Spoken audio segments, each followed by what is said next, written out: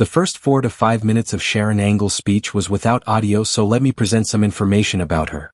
Sharron Angle has been fighting for voter ID since 2005. Sharron is committed to implementing and enforcing voter ID starting the day she is sworn into office in 2027. Sharron Angle was elected to Nevada Assembly 4 times from 1998 through 2006. She had a successful Supreme Court case to require 2/3 vote to raise taxes at the Nevada legislature in 2003. Sharron Angle successfully won property tax cap on your home in 2005. Sharron Angle successfully passed Nevada's homeschool law in 2005. She was elected 2010 Republican primary for United States Senate out of 20-plus candidates. From having voter ID, and that's the article on the back. This is what other states have done when there's voter ID. They've been able to keep it from being implemented. So I wanted you to know what the game plan is for the other side and why we have to vote yes on 7 and yes for Sharron Angle.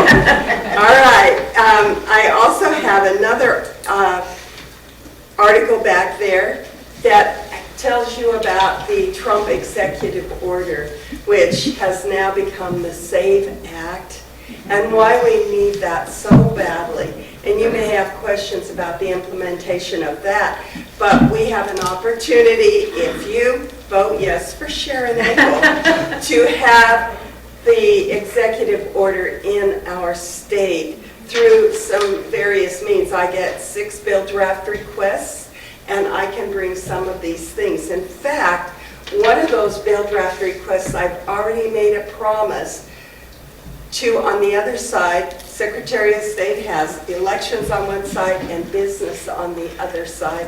And I want to make business affordable again here in Nevada by using one of those bill draft requests to propose a reduction in the business license fees. Yay. So we have to do something to become competitive again. We've lost that competitive edge. Also, I brought a copy of my book. This is an old book. It was written in 2011. After I ran in 2010, people kept asking me, did Harry Reid steal the election? Now you know that this is not just a casual interest in fair and honest elections. I actually am a recipient of some of what happens when you have problems with elections. And on page 122 of this book, there is an explanation of what happened in that election. There's also other information there, and I have a few copies if you'd like one. So that brings us to this. This is where you can put a donation for the book, or just for me, so that Sharron Angle can win Secretary of State. I take credit cards, cash, checks, gold, and I'm working on my Bitcoin wallet. So all of that to say, thank you for letting me come. I'm Sharron Angle. Vote SharronAngle.com. I want your vote, and I will take any questions you have about the subject of elections or the subject of business, what the Secretary of State does, and what you think I should be doing.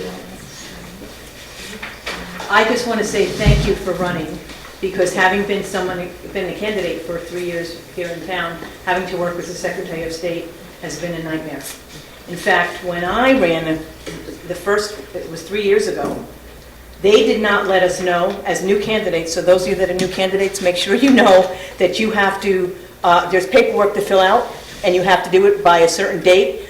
And there were probably 20 candidates throughout the state that did not know about it. So they got $25 from every single one of us, because they didn't send out it. And then the next day they send out, oh, by the way, did you know? Did you fill out your C&E? Yes, so, exactly, the C&E report. So thank you. This is really great, because I really feel like the state really needs this. Our candidates need it, and it's such a breath of fresh air. So thank you for doing it. Well, thank you for bringing that up, too, because I have heard this over and over again about how inaccessible the Secretary of State's office is. Yeah. You get a menu. You get a menu on the website. You get a menu on the phone. And if you don't fit within the criteria of that menu, You can't get to a real person. You can't say, but I don't fit here. Can you tell me how to fix this? The bottom line of the phone call is go to our website. Well, we've already been there. I think that what you're talking about is having a communication office, someone real, personable, that can lead you through the steps. And also communication from that office to anybody that's running for office, just kind of saying, did you know? Right. And letting them have that. That's a procedural thing that can be done almost immediately as I become Secretary of State. Some problems are easy to fix with policy and procedure. Others, it's a trip to the Legislative Council to say, that's really not what that law means. The administrative code, the regulators, the regulations should say this because this was the intent. And then we're full on with our bill draft request saying to the legislature, we must have it this way. And honestly, we can do that even if we're in the minority. We just have to have the presence of we the people in such a way that they're paying attention now to the next election, because we know that many of them are not statesmen. They're just politicians looking for their next election, not what's good for the next generation. So thanks for that. Is the incumbent running again against you? Oh, yes. Oh, yes. I believe he's being groomed for more offices. So this would be a benefit to the whole state, not just for fair and honest elections, not just for voter ID, not just for Sharron Angle, but we will stop a movement of the Democrat Party to put this, to keep bumping this person up. And that's the way they do. They have their farm team. We on the red side, we start thinking about it yesterday, and then we file, and now we're in the running. But they've been thinking about it for years and years, and they're always kicking these folks up to the next office, grooming them and bringing them up. And so, yes, I believe he will be moving forward to term. He has 2 terms, and so that's his plan, is to move forward in his terms.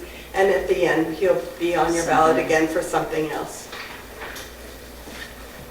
In addition to what you talked about, voter ID, what's your position with the Dominion voting machines as well as absentee ballots? Well, And what would your office be able to do about both? okay, first the machinery.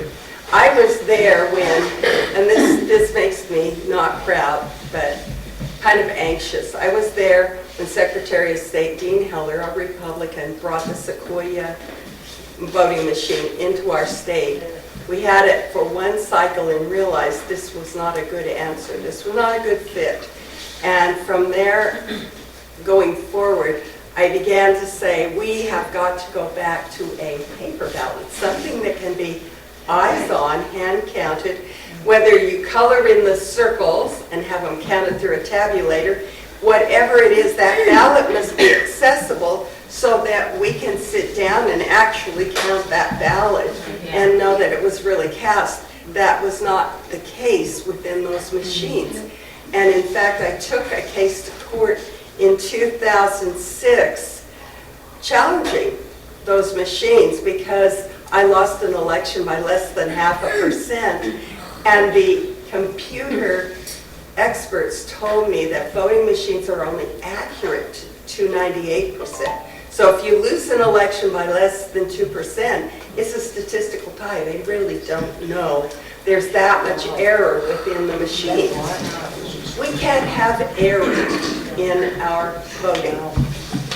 We can't have that. And so I will just say, whether it's Sequoia, which actually was bought by Dominion, so we still have Dominion, whether it's the Dominion machine being used for some other purpose than actually casting the ballot. The bottom line is, when we leave the polls, we need to know that our ballot was cast and it's there for recount, that it's a paper trail that we can audit and that we can recount and that we can say forward if there's a challenge.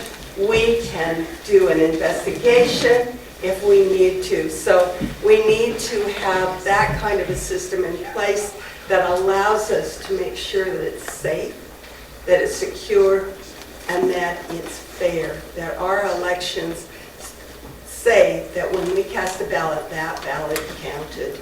Now, you asked about absentees.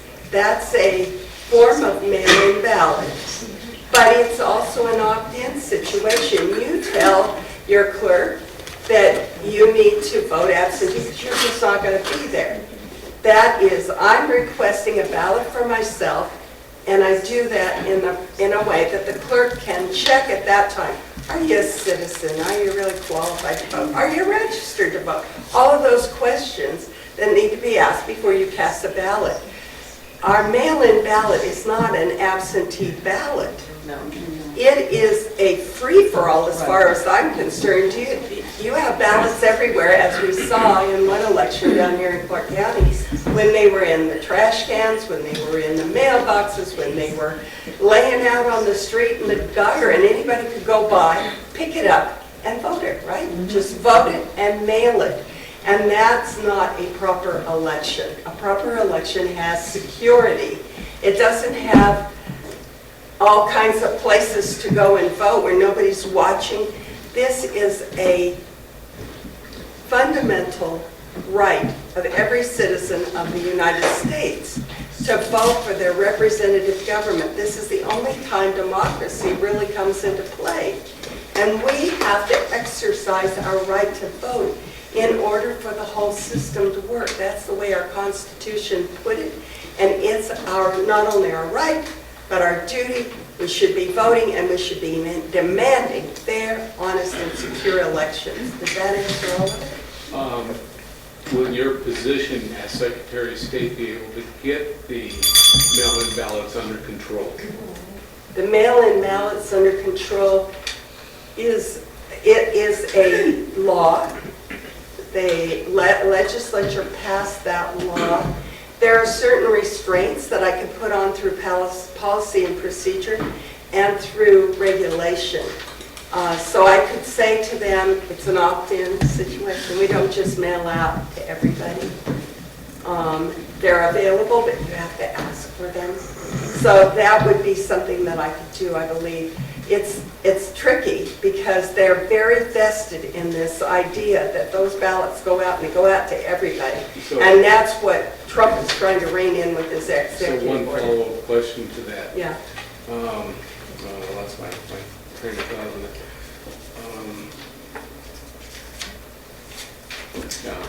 I'll get you later. It might be that how Trump will be doing this, if we can get the SAVE Act through, that will put us in a position to bring the Secretary of State to the table with this The whole corrupted voter question. rolls that we have that Yes. create millions of non-voters who obviously have all opted in, Yes. that create the mail-in ballots in mass. Is this something you can get under control as Yes. Secretary of State? Yes. And is that something we can count on you doing? Absolutely, absolutely. We took a case in 2009 against Acorn for bloating our voter rolls. They put all of the Disney characters and all the Dallas Cowboys on the Nevada voter rolls. So we got those off. We fined Acorn, they kicked them out of the state, they moved in under another name the next day, and those voter rolls have been bloated ever since. We have not ever cleaned out every one of those. And often there are people that vote every time that don't exist. I went to Elko door to door and knocked on the door. The lady answered. I said, is Sam Jones here? And she said, what do you mean? And I said, Sam Jones lives here. And she says, honey, this is a mortuary. There's no one living here. And I said, well, I thought perhaps you had an apartment or something here. And he had his residence. And she said, the only residence we have are across the street in the cemetery. So it happens all across our state, these kinds of things. And yes, I believe there is a way for me to go in and make some pretty clean cuts of things like that where they're dead and it's obvious and we have supporting documentation. We do have to follow the law. HAVA and NVRA require us to follow that voter and make sure that they're actually not there. But we will do that diligently in this office. We'll make sure and we will follow up every suspicious claim. If people bring them to us and say, you know, I was walking door to door and I went to this mortuary and he doesn't live here, we will follow through with that and we will make sure that that's something that we can actually prove and remove. So yes. Questions, and she has handouts on the table. Thank you.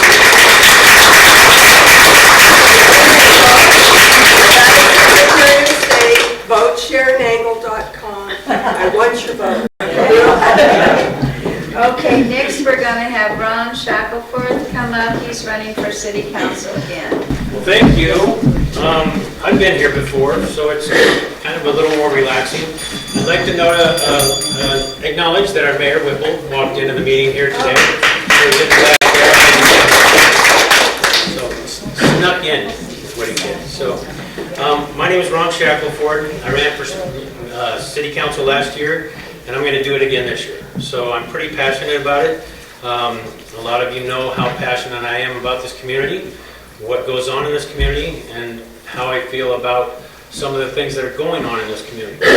I live here, I work here, I volunteer here, and I believe deeply in the future of Mesquite. So why am I running? I mean, I'm going to say it again. I'm running because I believe our community deserves leadership that is accountable, leadership that's honest, leadership that's transparent, and always puts the community first. That's one of my biggest important things. It's all about you guys. It's not about me. So these are principles that are not just campaign words to me, all right? They're the values I live by every day. So commitment to Mesquite. You know, over the past 3 years, I've consistently attended city council meetings. It's easy to do. Anybody can do that. But to sit up there and actually voice your opinion is another whole different story altogether. A lot of people get nervous standing up in front of crowds. I've lost that fear a long time ago. So I've taken the time to listen carefully to the people of this community, and I've asked questions. I mean, and I listen for the answers. And that's one thing I'm really happy about, that, you know, people do confide in me what's going on in this community, their feelings about what's going on in this community, and what they plan on, you know, would like to see happen in this community. I am on the City Charter Committee. Thank you, Mayor. You nominated me. That's an experience I'm starting to really get deep and involved in, and it's really a great experience. I've read that City Charter over 4 times now, so it's something that I think is pretty important that we update it. It's been years since we've had a Charter Committee, and I feel that it's definitely necessary and needed. So if there's any issues that you have with our city charter, I'm willing to listen, and I'll take them to the Charter Committee, and we can go from there and see if we can't get things changed if have any interest in that. Accountability means elected officials must answer to the people every single day they serve. It's not just a every Tuesday type job. This is every single day. If you get an email, if I get an email on the council, I get an email, I'm going to answer that email. And it's not just going to be a one-word answer, thank you for your email. I'll take it into consideration. You know, I'm going to talk, and I'm going to give my opinion about things. And there may be times when I can't give opinion or can't say something, but at least I'm going to let you know that.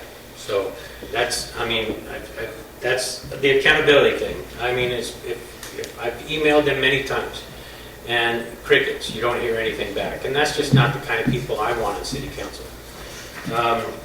Community first. Every decision made by me in that seat will be for the community. And my question is this: is it good for our community as a whole? And that's the question I'm going to ask before I vote on something. Oh, I forgot to say what seat I'm running for. I'm going to run for seat number 3 against Pattie Gallo. No,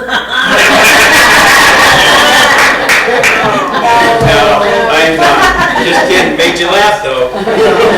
Get him to laugh, they said. Actually, seat number 4, Paul Lummis' seat. So Growth, we are gonna grow. Mesquite's not gonna stop growing. We all know that. But we need to do responsible growth. And what I really like to see is affordable housing. And we've had people come to city council meetings and give this great proposal that they want to build these small homes and stuff like that, $150,000, $250,000 homes, rent them out, let people buy them. There's so many people that come into that meeting, but it never happens. It never transpires. Whether the deal, they stop the deal, they don't like what the city's offering them or what. But it seems like I've heard so many talk about it, and it's not this next door. It's actually homes that people could buy, right? Starter homes. And that brings in the younger people, the people that are going to take up the jobs and such. So I am, like I say, involved with this community. Mojave County Search and Rescue, one of the greatest things I've ever been involved in, going out in the desert, finding people, bringing them back and what have you. So Oasis, I've been on HOA boards.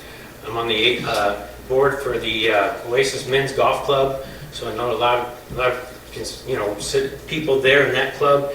I've been on, I'm on the board for the Cocapelli UTV Club, so that gives me a chance to get out and listen to people, and that's my important thing, is actually listening to people. So I'm not running for a title. I'm running to serve, and that's my biggest thing. And I'm here to serve you guys. So I hope that I can help you all, and by being a member on the council. Ron Shackelford, Mesquite City Council, seat number 4. Paul won this is seat. Is there any questions? Yes, sir. What's your position on short-term vacation rentals? Well, they've got a committee going on it right now, and I feel that it needs to be controlled. It definitely needs to be controlled. I feel that there's, you don't need 5 or 6 in one neighborhood. I feel that's, if there was one for every 20 houses, it might be okay. But as far as that goes, you've got the committee working on it right now. So, I could voice my opinion, and I encourage you to do the same at city council meetings. And I'll stand up and, say, hey, this don't sound right, but we'll have to see what that committee does. But I feel there's a place for them, and there's not a place for them. Are you a developer, correct? What? Do you call yourself a developer? No. No. What do you think of the Australian Disneyland proposal? Well, if you watch this for the community, if you watch the city council meeting, I stood up and spoke highly against that. okay. Totally against that. One is just water, okay, power. All these other homes that are coming in, they're going to build a lagoon. It's like when I stood up at city council meeting, I said, caviar dreams and champagne wishes, right? No, we do not want that in Mesquite. I'm sorry. No way. I don't want to be another Anaheim, California, or anything like that. I would totally vote against that. Not if I had the chance to vote on it. But I spoke out against it, and I thought it was just a bad idea from the very start. Ron, I understand your point with that about, but I don't think we want to totally eliminate all of the new things that may be coming here. I was originally from New York, born there, lived in Indiana for 40 years. And then I come here, and I didn't drive down Mesquite Boulevard. I went right to Sun City, said, yep, this is for me, and this is where I'm going to buy. Then I went back home, packed up all my stuff, sold my house, came back here and drove down Mesquite Boulevard. And it's like, what? Okay, and I just still, to this day, do not understand what this legacy thing means, why anyone that calls these numbers get ridiculous answers, and I see absolutely, other than the streets, thank God, no progress in any of these old, dilapidated, horrible buildings that stand up here before us. And the city needs accountability. The city needs to take control of Mesquite Boulevard. Start abandoning these buildings, tear them down. They did it to that old hotel, right? Rat infested with roaches and everything else. They did it. And they need to start doing more of that and getting builders to come in here and actually build stuff so that we can walk down Mesquite Boulevard as tourists, right? And help the tourist industry. People off, but we'll be here till 5 o'clock if I don't. Okay, next we're going to have Rick McIntire come and speak, and he's running for city council. Thank you, sir. Thank you very much for letting me, Janice, thank you for the invitation. I appreciate that very much. I'm running for also the same seat that Ron is running for. I've already filed for seat 4, which is Paul Wallace's seat, and I'll be running for that as well. So Ron and I will be in competition for that. I want to tell you a little bit about myself real quick. I did a career in law enforcement. I spent 22 years in police work. I worked my way through the whole chain of command, and I retired after 22 years in law enforcement. 7 of those years I spent working in undercover narcotics. And so I had a pierced ear and a beard and a ponytail, rode a chopped Harley, and I was buying heroin and marijuana back in the 70s. Heroin and marijuana by the airplane load from the cartels in Mexico. A fellow by the name of Enrique Camarena. Kiki Camarena is the principal person in a lot of the stories you'll see on Netflix and things, drug wars and others. And I worked on that federal narcotics task force. Now the reason I'm telling you that story is because it translates into what I did with the second part of my life, which was business. I started up when I retired. Right when I retired, the federal government passed a bunch of laws. They said, hey, if you're a truck driver, an airline pilot, somebody in the transportation industry, then you're required to be in a random drug testing program. And nothing like that existed anywhere. So right when I retired, I knew just about everything there was to know about narcotics and drugs. And I started up global drug testing services and started servicing those things. Went to a school district, said, what are you going to do? They said, we don't know. And so I did a little contract, got going, and then fast forward, I had the entire Walmart distribution system throughout the United States.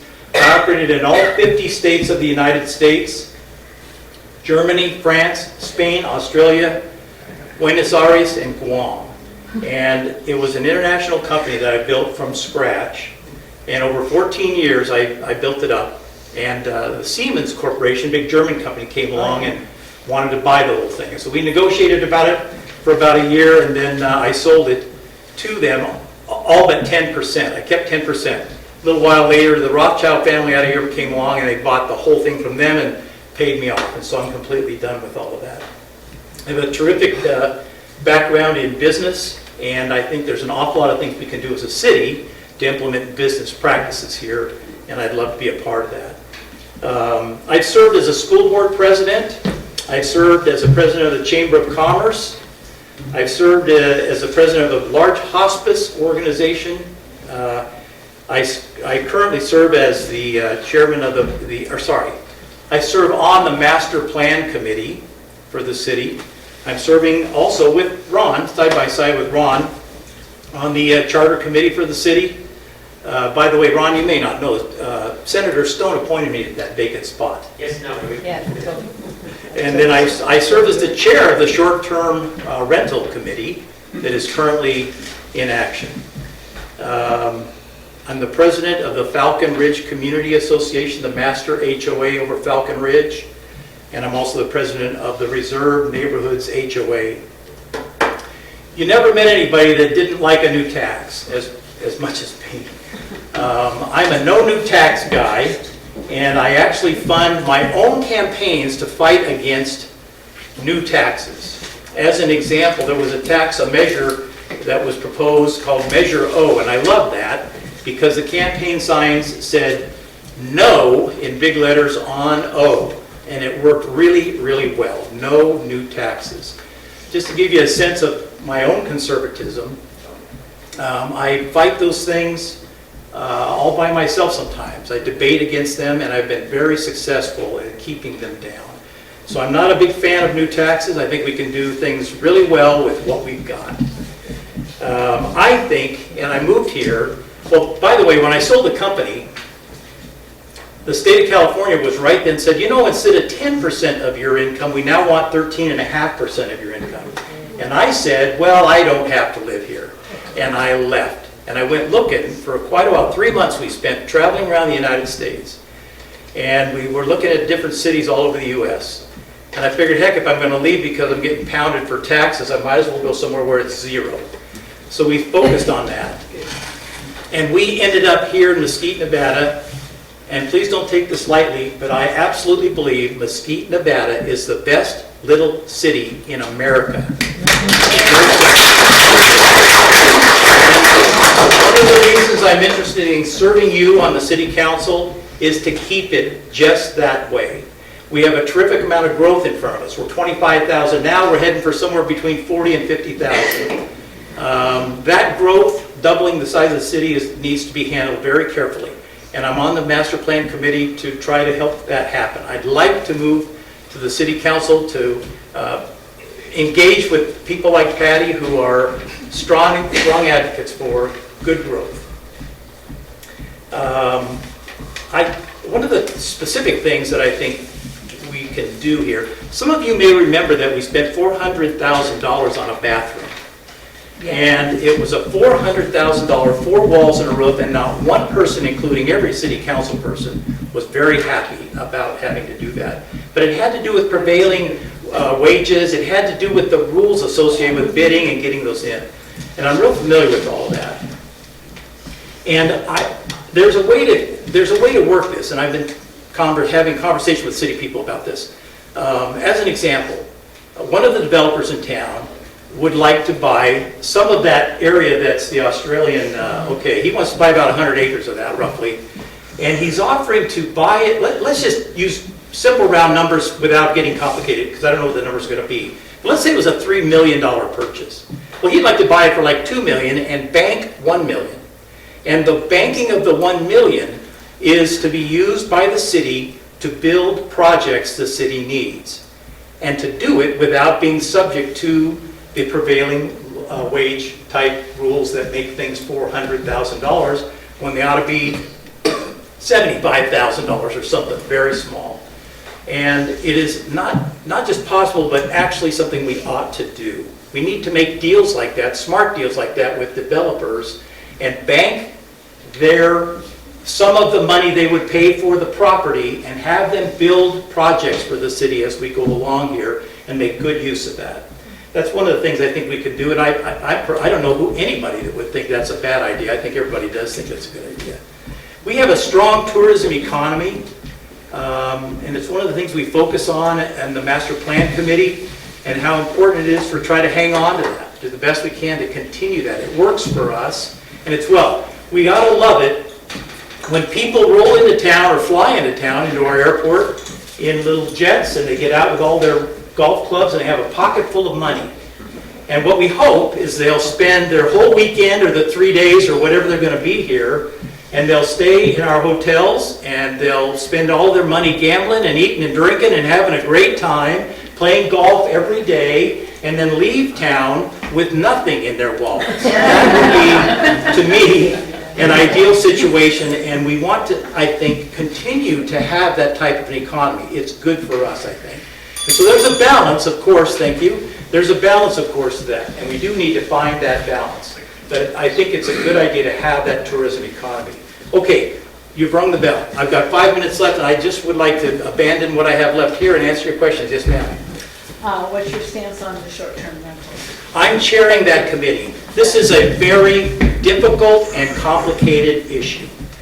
You know, we basically are trying to balance property rights against peace and quiet. It's not easy. And our committee is a very smart committee. I really appreciate it. We've had great discussions, and we're coming to a conclusion here pretty soon. And what we're going to be doing is recommending to the City Council what we recommend they do. One of the issues is AB 363, Assembly Bill 363, which mandates that we adopt AB 363, which has very strict regulations in it about what we can do as a city. I wrote a memo to our city attorney, and I asked him, because it's triggered by our population, I may not have said that. When we reach 25,000 people, it's triggering that law. And I asked the city attorney to consider my point, which was, what census can we use? Because the law is silent on what census you use. And I suggest we use the U.S. Census, which will give us an additional 5 years to sort out the problems associated with that. I actually think that if that law was written for Las Vegas, Clearly, it was written for Las Vegas, and it harms, in many ways, the city of Mesquite. And so I'm interested in trying to get us to modify the law, to amend that law. It wouldn't be very hard, and simply change the number from 25,000 population to 50, because it would have zero effect on Las Vegas, but it would release us from the strict responsibilities that are built therein. And so it's one of the things I'm doing to try to make sense out of all of that. But it's difficult to balance property rights with peace and quiet. It's difficult because when it comes right down to it, as a conservative like you, if it's a close call, I lean toward people's property rights. That's just the way I tend to lean. Okay, I'm sorry, somebody had, yeah. Yeah, well, you said you wanted to change that to 50,000. That's a state law, is it not? It is. So then how could we counteract that? Yes, ma'am. And so we use our legislative representatives to carry that for us. Very few of those. Okay, I agree. But we do, I don't even think, if I think about the legislature itself, I honestly am not so sure that many, if any of them, would say, no, let's not fix Mesquite's little problem and have everything continue to be intact for Las Vegas. It's a win-win. And I don't know that anybody would say it's a bad idea.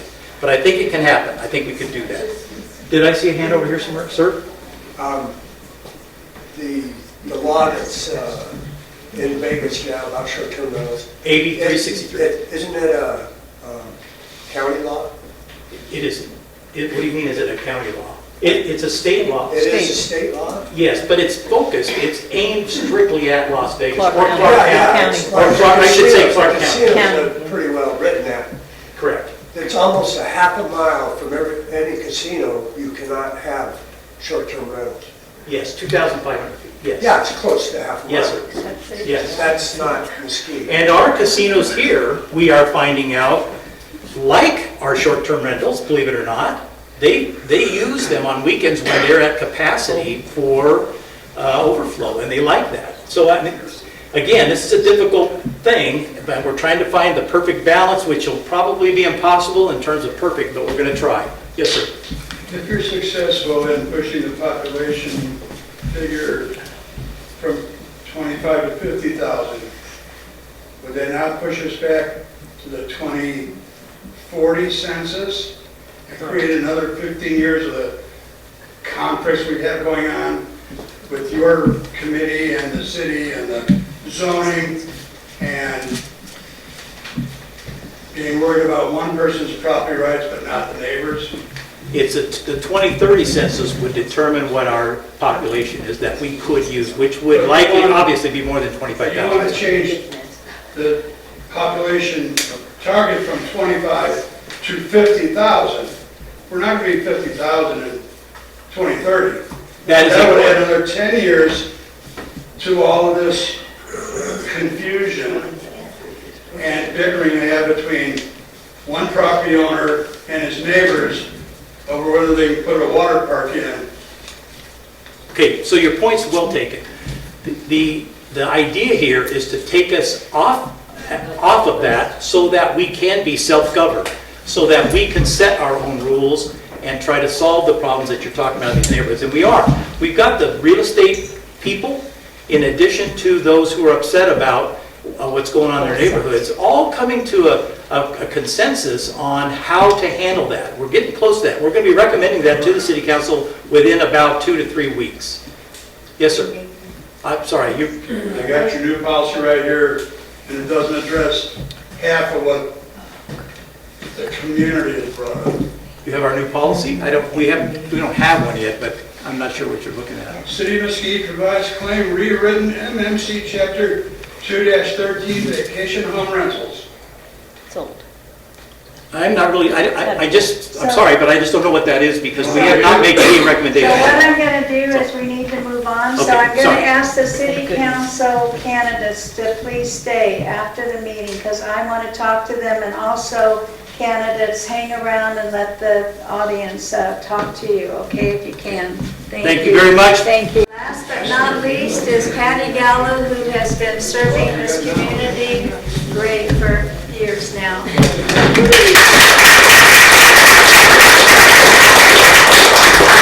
It's great to see so many familiar faces and to be here and signed up today. So today I declared I am officially running.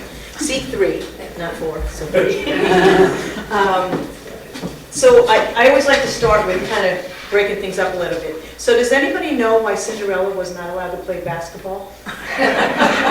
No. Because she kept running away from the ball. All right, so moving along. So just a little bit about me. I guess I have a reputation right now for doing what's right, not what's easy. I think you all know that I feel like I fought City Hall for the last 3 years, finding things, etc. So it's really been a great opportunity for me, which is why I decided to sign up again, because I really feel things need to be transparent. And as you know, I make sure they're transparent. For example, for those of you that don't know, we're going to have a ribbon cutting on Thursday at 10 o'clock for the new animal shelter. So to give you a little idea of some of the stuff that goes on, I got sworn in on November 3 years ago. And on January, we do financial meetings where all the department heads come in and say, this is what we need, this is the budget, this is what, and we try to balance that all out. And I've been a volunteer at the animal shelter for 8 years now. I'm a neonatal for foster for we care for animals and for the animal shelter, meaning newborn babies without mamas. So I syringe feed them up every 2 hours around the clock for months. And I've been doing this for years. So I remember sitting at this financial meeting, and I remember Joe Macias, who is the manager of the animal shelter, said, is the $1 million still there? Is the $1 million still there? Because there was $1 million that was put aside for the animal shelter during COVID. So my first thing at the meeting, I look and there's no money. And I'm like, excuse me, where's the $1 million that was in the budget for the animal shelter? Nobody says anything. I said, excuse me, where is the $1 million for the animal shelter? Well, we had to put in streetlights. Like, you cannot decide on your own to take the money from here and spend it here. Because that's the way things were a little done at that time. So, needless to say, we now have a $3.4 million animal shelter that's going to have a ribbon cutting on Thursday, which I'm very proud of. So, I know people were talking about some of the things that board. So, I was Volunteer of the Year for the city in 2018, and also for the animal shelter in 2018 when just before I got on. Some of the other projects I worked on. Do you all know about the rat house? That was my project. We helped get that cleaned up. Of course, I just bring it forward. It's really the employees at the city that really take upon that work and get that done. But our job is really to maybe shine a light on things. So you come to us, we shine the light, and then the city employees will work on that. And we do have a pretty good team over at the city right now, and good relationships with those people. What else do I want to tell you? So I serve on the Southern Nevada Health District Board, and that's once a month I have a meeting. And the great thing about that is Marilyn Kirkpatrick, who is our county commissioner, she's in charge of the money. She did not have a very good relationship with Mesquite, so we were forgotten about. She did have a home in Utah, so she would pass through here from Las Vegas. She would stop in Mesquite, sometimes get gas, eat, whatever, and then go on. So she got upset, and I'm not going to name any names of who she got upset with some people in town. She stopped coming. So when I got on the board, I said, why don't you come out and visit? She said, I'm not going there, and blah, blah. And I said, please come out. Come meet, like we had the fire chief and the police chief. I go, they're all really cute. Come on out and see something. So she did come out, and we have a great relationship now. So the great thing is Marilyn will now call me and say, I see that your rec center needs something. Here's some money. Or there's some money. These are things that she didn't do. So we've been able to develop a really good relationship with Marilyn right now, which helps a lot. So that, being on the Southern Nevada Health District Board really helped. Also, I am on the, this is so funny. So I'm on the Southern Nevada Transit Coalition, which is Silver Rider. So when I first moved here, I don't know if you like, I live in Sun City, and I would do the girlfriend shopping trip. So I would take the ladies shopping. And for the longest time, I thought it was called Silver Rider because we're all old with gray hair, the silver, and then so no, we're the Silver State. But I thought it was just us. So I learned. I'm also on the Virgin Valley Community Education, so I do work with a team for the schools and things that they need, hear from the principals and help them with what monies are needed as well. So there's been some really, really fun things that I've been able to do, having been on the council. But I think the hardest thing is always in my heart. What I was told when I first got on: vote with your heart. Doesn't matter what anybody else thinks. Vote what you think is right, which is what I've always done. Which is why a lot of times I'm voting by myself, but that's okay. A lot of times, it seems lately, more so than usual. So I'm looking forward to some fresh faces too, also on the council to help get more things done.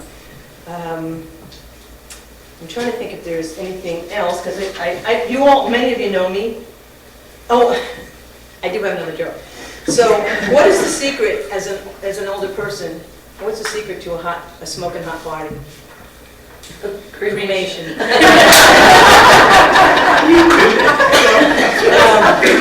So I did declare today, so I'm officially running for City Council, seat 3. My website is pattiegallo.com, and I do have some Facebook pages and stuff, and I'm always open to hearing what you need, what we can do. Not afraid of a good fight. Girl from Jersey, Italian from New Jersey, not afraid of a fight. That's what I'm here for. And it's okay that we don't all agree, because I think it's important that we hear all the different sides and then make your decision. And that's what I'm here to do. So, any questions? I think I'd rather just answer questions, because I think the other candidates covered quite a bit about what's going on. Yeah, I forgot to ring the bell, so Q&A. Any questions? Yes? The Silver Rider, to me, is virtually useless. I have my own car. However, when I want to go down to the airport, I have to drive down to the Casablanca to catch that. Is there a way to get it to work like an Uber or something where they can come to your house, pick you up, get all your stuff, and then bring you down to the airport maybe? I think it's a great suggestion. I will definitely bring that up with them. I think that's a great suggestion, because I think that probably is one of the hardest things is everybody that's gone to the airport, you still have to get a ride over to one of the hotels. I will definitely look into that. I'll let you know. I think that's a great suggestion, because they're always looking for different opportunities to serve the city. They're doing a few things, and they've gotten a few new buses, and so I will definitely bring that up. I think that's a great suggestion. Even if I think the hard thing with that is everybody's flights are at so many different times. That might make it a challenge, but there may be something we can figure out. So I think that's great. Thank you. They can fill the holes that the other services. Right. Right, and it's just really to get them, maybe they could do around, a couple times around the city to pick up people from the different spots to bring them to the 2 different principals for the shuttles. Anybody else? You guys asked them all the hard questions? Yeah, how do you feel about the water park? Well, you know what I said? When he said something, he goes, I have $5 million. I said, well, you better put a B in front of that before you even come back and talk to us. I think it's very sweet, but we all know that it's never going to happen. I mean, once we were talking about shipping in salt water from SeaWorld to here, and some of the things, I mean, it's Yes, question. Yes? Pattie, is there any plans for the children of Mesquite?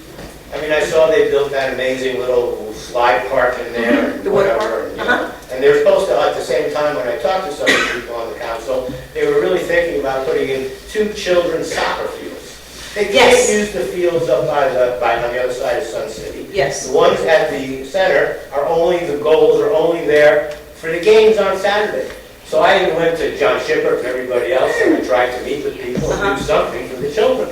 And got totally shut down and said, that we would do something in Hafen, try and get some land there. They were afraid the goals were going to be stolen. And I just had to laugh. I will tell you, is Jesse still here, the mayor?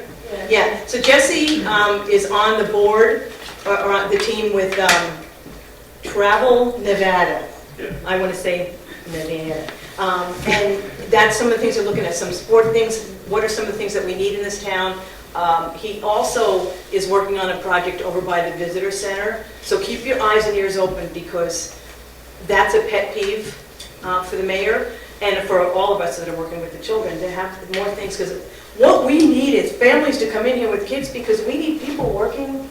We're opening up businesses and they don't stay open because there's nobody to work them. Exactly. And it's all a catch-22. We know workforce housing and all that. But we have to have families here. We have to have families coming in to help. So, yes. I want your opinion on the short-term rentals. So I have I go back and forth.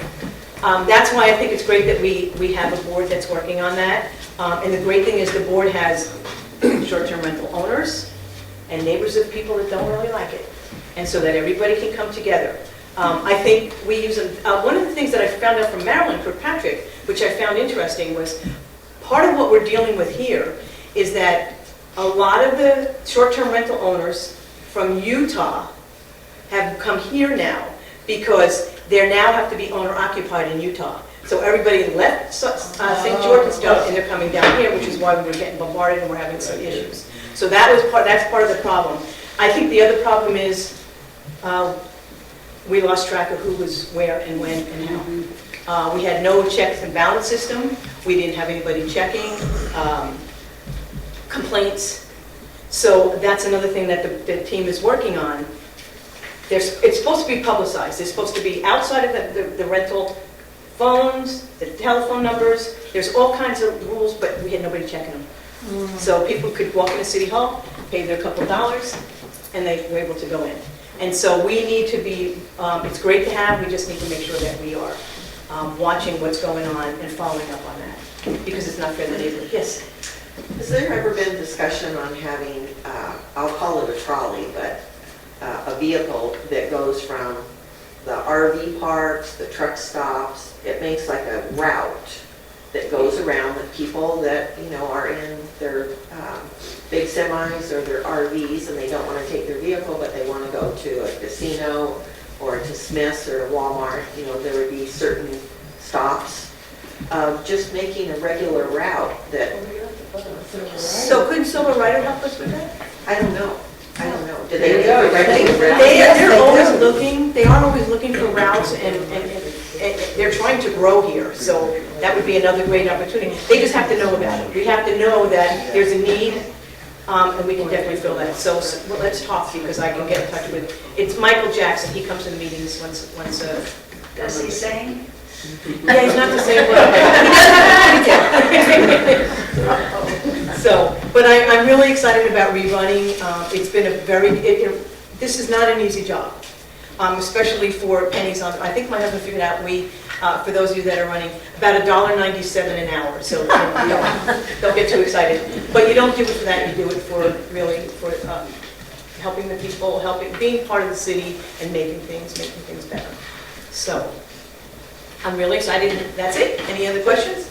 If not, thank you so much. Thank you I have to apologize because we usually open up the meeting with the Pledge of Allegiance and a prayer, and I don't know, today I was nervous or whatever and I forgot, so my apologies. So let's do it now. Okay, let's do it now. Who wants to lead the Pledge of Allegiance? We have military? Military? Dominic or anybody? To the flag of the United States of America and to the republic for which it stands, one nation, under God, indivisible,